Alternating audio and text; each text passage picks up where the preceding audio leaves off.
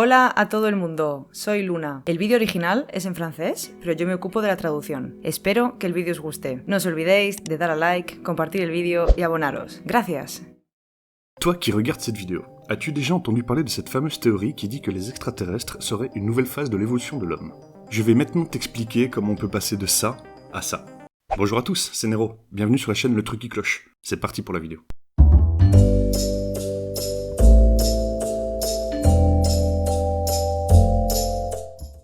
Il y a beaucoup de théories sur les extraterrestres. Pour certains, ils viendraient d'autres planètes. Pour d'autres, ils seraient responsables de notre évolution. Ils contrôleraient aussi le monde grâce à des sociétés secrètes, ou inversement, ils nous protégeraient de nous-mêmes en veillant sur nous. Mais dans cette vidéo, nous allons parler d'une théorie qui n'est pas vraiment connue du grand public et qui pourtant mériterait sa place dans les plus grands films de science-fiction. Cette théorie s'applique au départ grâce à la théorie de l'évolution de Darwin, et je vais vous expliquer les bases en plusieurs points pour qu'à la fin de la vidéo, vous puissiez vous faire votre propre idée. Pour la science moderne, l'homme tel qu'il est aujourd'hui est le résultat de plus de 20 millions d'années d'évolution. On est passé de mammifères aux primates, des primates aux hominidés, des hominidés aux hominima, qui sont des hominidés devenus bipèdes, ce qui a fini par être la branche Homo jusqu'à l'homme. En 7 millions d'années, nous sommes donc passés d'un grand singe sans queue et bipède à l'être humain d'aujourd'hui. Et maintenant, je vais vous énumérer les évolutions physiques qu'il y a eu. Encéphalisation, qui est une augmentation de la boîte crânienne, aplatissement de la face et réduction de la mâchoire, diminution du nombre des côtes, par exemple les côtes flottantes qui sont devenues une évolution, ailleurs qu'autour des poumons permettant une augmentation de l'agilité au niveau du tronc, une perte majeure de la pilosité et une dépigmentation génétique de la peau en fonction de l'environnement. Voyons maintenant ce qu'il se passe si on applique les évolutions physiques sur l'homme actuel. On reprend nos points d'évolution. Encéphalisation, aplatissement de la face et réduction de la mâchoire, diminution de la taille de l'abdomen, perte de la pilosité et dépigmentation en fonction de l'environnement. C'est étonnant à observer, mais on se rapproche déjà un peu de l'image d'un extraterrestre de type petit gris. Maintenant, on va encore aller plus loin. L'évolution de l'être humain ne s'arrête pas, elle va continuer encore et encore. Des personnes ont essayé d'imaginer à quoi pourraient ressembler les êtres humains dans le futur, en tenant compte de notre environnement et de nos nouvelles manières de vivre avec nos avancées technologiques. Voici un petit exemple de ce que j'ai pu trouver. Bien entendu, ça ne reste que des suppositions, car ce sont des réalisations artistiques sur base scientifique non contractuelle. Mais ça, c'est ce qu'il se passerait avec l'évolution humaine, si on restait sur Terre. Depuis toujours, l'homme a exploré et colonisé les continents. Il a même été capable de se rendre dans l'espace et d'aller sur la Lune. Et la prochaine destination d'espoir de colonisation, c'est bien sûr l'espace. On ne peut pas prévoir le futur, mais il est probable que d'ici 50 ans, on ait déjà commencé à coloniser la Lune, et peut-être même déjà mis le pied sur Mars. Le premier homme à être allé dans l'espace, c'est Yuri Gagarin, en 1961. C'était il y a seulement 59 ans. Nous sommes en 2020, et des projets de colonisation de la Lune et des voyages sur Mars sont bel et bien réels. On va peut-être être la génération qui va découvrir la démocratisation du voyage dans l'espace, et peut-être même visiter une base lunaire. Il y a seulement 100 ans, personne ne s'imaginait que cela allait être possible. Alors comment est-il possible de s'imaginer ce que la technologie nous permettra de faire dans 100, 200 ou 500 ans? Et pour cela, il va falloir de quoi nous déplacer. Et tels les bateaux qui ont traversé l'Atlantique pour rejoindre l'Amérique, on va devoir construire des embarcations dignes de ce nom pour rejoindre ces destinations. Qui dit voyage spatial, dit changement d'environnement pour l'être humain. Dans l'hypothèse d'une colonisation, la technologie atteindrait peut-être ses limites au niveau de la Terre, et ne permettrait qu'un voyage sur le long terme et sans retour. Avec peut-être plusieurs générations qui se développeraient dans un environnement clos comme une station spatiale. Et sans compter l'arrivée sur une planète qui pourrait accueillir la vie, mais qui serait totalement différente de notre environnement sur Terre, et là encore, l'être humain devra s'adapter. Comment l'être humain évoluera-t-il dans ces conditions? On va prendre par exemple les derniers points qui permettraient de raccorder les extraterrestres à nous. Le nez, la bouche et les oreilles. Sur la plupart des représentations des petits gris, on nous explique que ce sont des êtres plus petits, sans oreilles et sans nez, de peau très pâle voire translucide, avec des yeux et une tête énorme. Au niveau de la tête, on peut trouver ça étrange, car ce n'est peut-être pas la tête qui est énorme, mais le fait d'avoir un corps et une mâchoire plus petites et de ne pas avoir de cheveux pourrait donner l'impression qu'elle est plus grosse. Au sujet de la taille, sur plusieurs générations d'êtres humains qui se retrouveraient avec une force de gravité plus intense que celle sur Terre ou dans un espace plus restreint, l'évolution et la sélection naturelle ne feraient-elles pas des êtres plus petits? Pour les oreilles, et surtout les pavillons de l'oreille externe, c'est ce qu'il nous reste de l'évolution animale. L'utilité du pavillon était surtout utilisée pour la reconnaissance spatiale. Il sert à collecter et amplifier certains sons, et l'être humain a perdu cette capacité à orienter ses pavillons depuis longtemps. Par exemple, un chien qui oriente ses oreilles de façon à mieux entendre en cas de danger. Vivre sans ces pavillons est possible, tant qu'il reste l'oreille interne avec un bout de conduit auditif externe. Et dans un environnement différent, avec des sons qui seraient orientés ou contrôlés, plus besoin de pavillon. Le nez chez l'être humain a aussi évolué. À la base, étant mammifère, on avait une truffe. Mais la diminution de la taille de la face avec l'évolution a fait apparaître un appendice fait de cartilage qu'on appelle nez. Le rôle de cet appendice sert surtout à l'humidification de l'air inspiré, ce qui évite un dessèchement des poumons. Mais dans l'environnement où l'air est contrôlé comme une station spatiale, peut-être que sur plusieurs générations, le cartilage deviendrait inutile, finirait par disparaître, ne laissant que 2 fentes à la place de l'appendice nasal. L'évolution des yeux peut être différente. Notre utilisation massive des écrans aura forcément un impact sur notre vue à très long terme. Les yeux soumis aussi à un manque de lumière naturelle de notre soleil finiront par s'adapter en s'agrandissant. Que ce soit dans un vaisseau avec des lumières artificielles ou sur une autre planète, rien ne dit que la luminosité du soleil sera identique, ce qui modifiera à la longue la morphologie de ceux-ci. L'évolution de la face a aussi un impact sur la mâchoire, ce qui laisse moins de place pour les dents. Par exemple, les dents de sagesse qui poussent dans le fond de la bouche sont retirées car elles posent problème, et elles sont amenées dans l'évolution à disparaître elles aussi. Cette évolution de la dentition est due à un changement dans notre alimentation. Nous avons les incisives qui servent à couper les aliments, nous avons les canines qui servent à déchiqueter la viande, entre autres, et pour finir, les prémolaires et les molaires qui servent à broyer les aliments. Mais si un changement d'alimentation survient sur plusieurs générations, certaines dents finiraient par ne servir à rien. Un exemple simple est celui-ci. On mange pour nous apporter de l'énergie. La digestion nous apporte des nutriments, qui sont les glucides, lipides, protéines, etc., etc. Sur la situation d'un long voyage spatial sur plusieurs générations, il est difficilement pensable de prévoir le stock de nourriture nécessaire pour plusieurs générations. Il va donc falloir trouver un moyen de créer sa propre nourriture pendant le voyage. Là où je veux en venir, c'est que manger par exemple de la viande sera quasiment impossible. Par contre, faire de la culture, oui. Faire pousser certains types d'aliments qui amèneraient le maximum de nutriments que l'homme a besoin serait l'idéal. Et cette façon de consommer cette nourriture pourrait modifier notre physique sur plusieurs générations. Au niveau des dents, au niveau du système digestif, au niveau de l'abdomen et au niveau de la musculature. Et si juste pour survivre, nous consommions des jus de légumes bourrés de nutriments, juste ce qu'il faut pour que le corps fonctionne, les changements physiques se feraient génétiquement, génération après génération. Un peu comme la tolérance au lactose, qui est une modification génétique apparue chez l'être humain il y a environ 7500 ans. On va maintenant passer à la peau, et surtout la couleur de la peau. Pour les gens qui ne le savent peut-être pas, la couleur de la peau d'un être humain est due à une évolution génétique. Et la mélanine, qui désigne de nombreux pigments biologiques, joue un rôle essentiel dans la colorisation de notre peau, cheveux, des yeux, etc.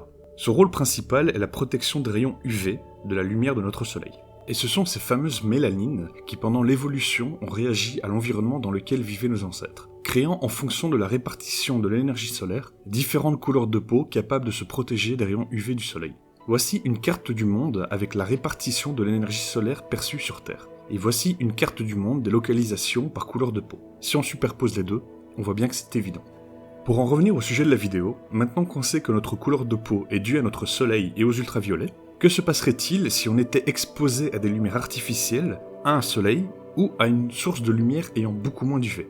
Sans UV, pas besoin de mélanine qui colore la peau, car pas besoin de protection, donc une décolorisation de la peau. Évidemment, on aurait peut-être un problème, car une diminution des rayons UV ne permettrait pas la formation de la vitamine D, ce qui provoquerait un rachitisme, une ostomalacie ou une ostéoporose, ce qui expliquerait la petite taille et le physique de notre prochain stade d'évolution. Dans cette partie de la vidéo, j'aimerais vous parler de ce qu'il se passerait avec l'évolution de la morale et de l'éthique sur des êtres humains partis définitivement de la Terre, vers une colonisation de l'espace ou d'une autre planète. Sur le groupe de colonisateurs, on peut se douter qu'il y aura majoritairement des personnes spécialement choisies avec une mentalité bien définie. On va devoir choisir des personnes spécialisées dans des domaines différents mais majoritairement scientifiques et plutôt rationnels, qui seront capables et entraînés à penser d'une certaine façon pour continuer à mener à bien leur but, surtout sur plusieurs générations. On peut largement supposer qu'une partie de nos croyances vont disparaître et laisser place à de la logique, et choses bien réelles et fondées. Que ce soit sur la durée du voyage ou sur les générations qui suivent, il y aura une évolution des mentalités, sur ce qui est moral ou sur ce qui est de l'éthique. Il se peut même qu'un incident, qu'il soit technique, psychologique, médical, traumatique, etc., fasse changer les points de vue sur ce qu'il est bien de faire ou pas. Et sans la pression sociale et culturelle de la Terre, les mentalités pourront changer, car l'environnement l'imposera. À partir de ce moment-là, quand nous serons libérés de certaines barrières, certaines expériences pourront être pratiquées, et la manipulation génétique humaine aussi. Un exemple très simple, si vous envoyez 500 personnes dans un endroit scellé, qui va voyager dans l'espace pendant plusieurs générations, si l'espace vital est limité, la reproduction le sera aussi. Ce qui veut dire que sur plusieurs générations, les descendants des premiers voyageurs finiront par être parents, ce qui cause un réel problème de consanguinité.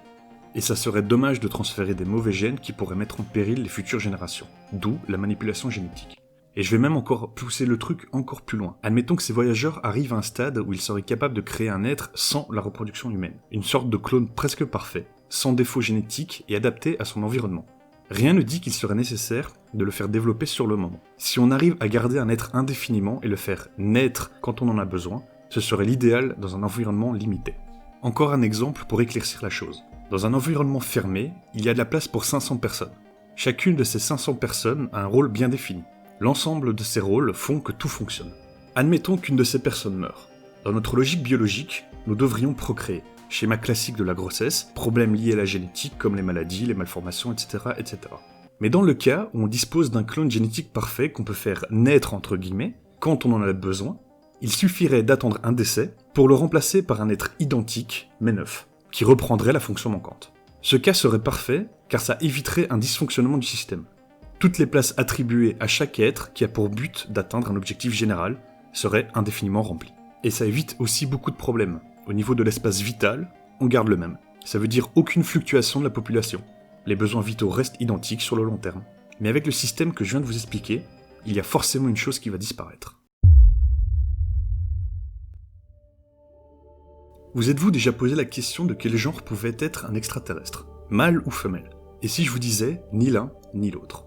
Dans le point précédent, on a vu que cette génération était capable de créer la vie, grâce à la génétique. Ils sont capables de cloner un être en fonction de leurs besoins. Mais du coup, cette situation changerait radicalement notre physique, car il n'y aura plus besoin de se reproduire biologiquement. Tout notre appareil reproducteur deviendrait obsolète. Ainsi que notre nombril, qui est une cicatrice due à la chute du cordon ombilical, et ainsi que les mamelons, car plus besoin d'allaitement. Et si sur plusieurs générations et grâce aux manipulations génétiques, on arrive à enlever tout le système reproducteur de l'être humain, qu'il soit mâle ou femelle, on se retrouverait avec des êtres asexués, et il y a pas mal d'avantages à ça. D'un point de vue social, on élimine la discrimination sexiste, donc une égalité totale entre les êtres. D'un point de vue physiologique et anatomique, on élimine les problèmes liés à l'appareil reproducteur. D'un point de vue biologique, on élimine les hormones masculines et féminines qui régissent certains de nos comportements sociaux. On se retrouve avec un être sans défaut, pouvant vivre plus longtemps, socialement identique, physiologiquement identique, avec un objectif prédéfini dans un but global pour l'avancement de toute une race. C'est quasiment la perfection. On va récapituler maintenant tout ce qu'on a vu depuis le début de la vidéo, histoire que ce soit plus clair pour cette théorie. L'évolution humaine et la sélection naturelle font qu'on évolue constamment, et qu'en fonction de notre environnement, notre évolution pourrait être différente. Que les étapes de notre évolution fonctionnent si on l'applique à ce qu'on se fait comme idée d'un extraterrestre. Que la prochaine étape de colonisation de l'homme sera l'espace ou d'autres planètes. Que ces voyages seront un changement d'environnement et auront forcément un impact sur nos gènes à long terme. Que pendant ces voyages, l'être humain devra adapter aussi sa mentalité et qu'il n'y aura plus certaines barrières qui vont permettre à certains domaines d'évoluer plus rapidement que d'autres. Ces domaines permettront la modification de ce que nous sommes, ce qui nous fera changer, que ce soit à nos mentalités ou dans notre société, et dans tout ce qui nous définit comme un être humain. Bien entendu, ce n'est qu'une théorie. Venez pas me dire « ouais, c'est pas possible, les extraterrestres, ça n'existe pas ». Je trouve juste que cette théorie était vraiment intéressante et sous-exploitée, que ce soit dans la croyance ou dans la culture. J'ai voulu développer ces hypothèses dans cette vidéo. J'ai pris énormément de raccourcis aussi. Tout n'est pas aussi simple. Rien ne dit que parce qu'on évolue comme ça, on évoluera forcément comme ça. Et quand bien même, il restera toujours un autre problème. Si les extraterrestres sont notre prochain stade d'évolution, comment expliquer qu'ils seraient déjà parmi nous? À moins que...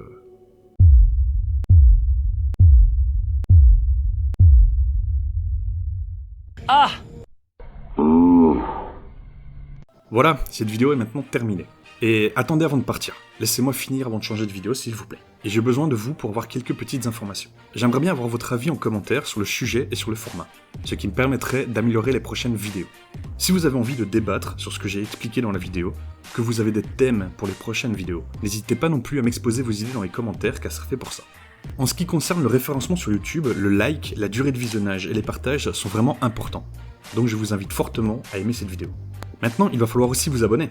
Mais la chose importante, c'est d'activer la cloche de notification, car sans ça, vous ne saurez pas à quel moment je publierai mes vidéos, et vous risqueriez de passer à côté des prochaines sorties. Je vous laisse maintenant vaquer à vos occupations sur internet, n'oubliez pas de garder un esprit critique. C'était Nero, fin de transmission.